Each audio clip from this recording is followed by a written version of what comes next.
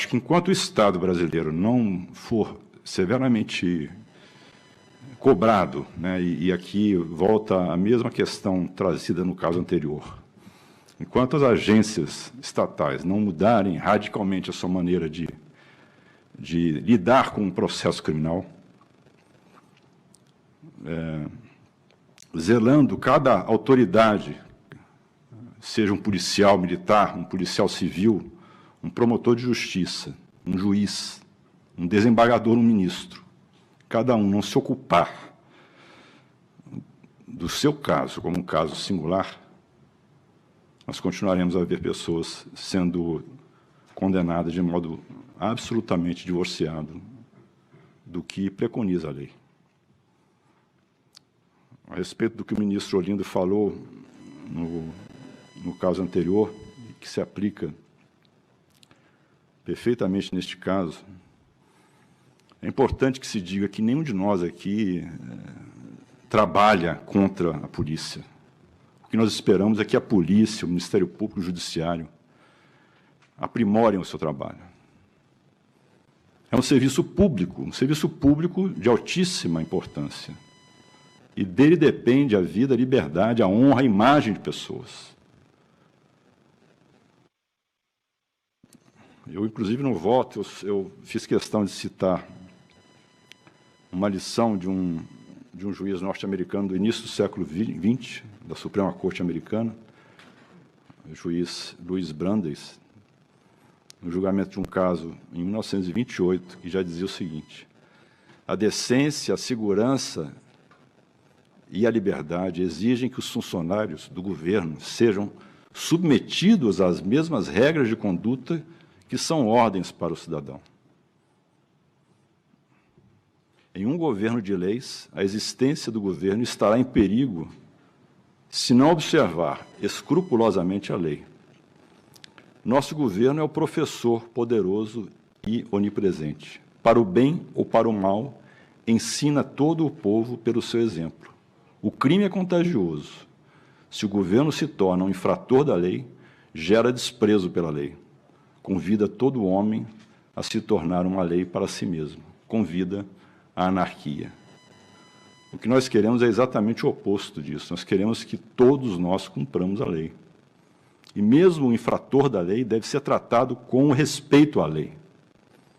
A lei não foi feita só para bonzinhos, a lei foi feita para todos. Mesmo os criminosos possuem direitos.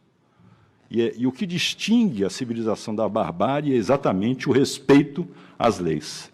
O governo das leis, e não o governo de homens, que podem até estar movidos por um intuito de proteção à sociedade, mas quando substituem o juízo, a racionalidade da lei pela sua própria vontade, o resultado é esse que estamos vendo.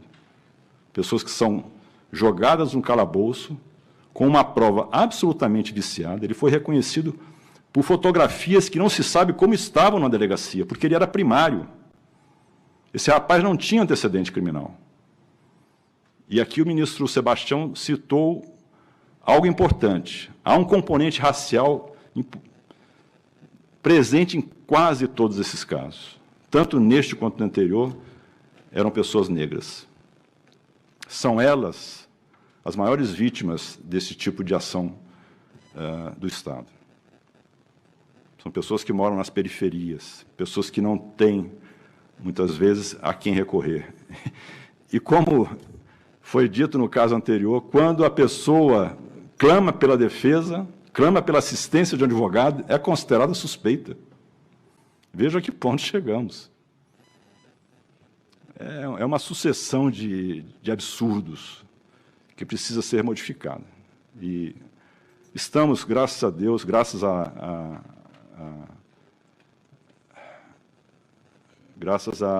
muitas pessoas, né, que estão envolvidas com esse tema, defensores públicos, policiais também, existem muitos policiais, que eu acredito que seja a maioria, que está envolvida na mudança dessa mentalidade, dessa praxe.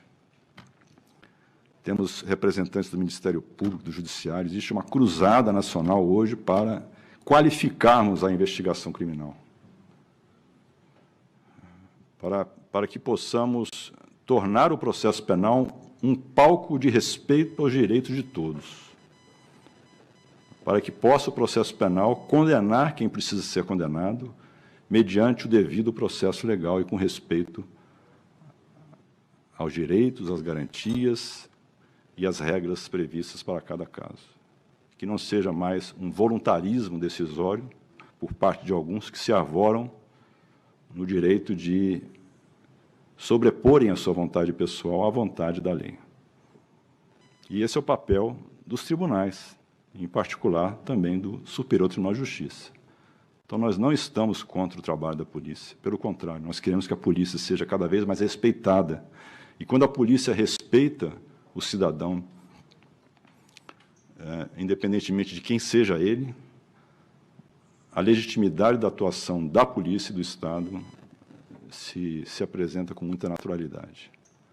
Este não é apenas um caso, é mais um caso de tantos outros que chegam a essa corte e esperamos que cada vez se reduzam a partir de uma mudança de cultura, de mentalidade que estamos verificando ocorrer, ainda que lentamente.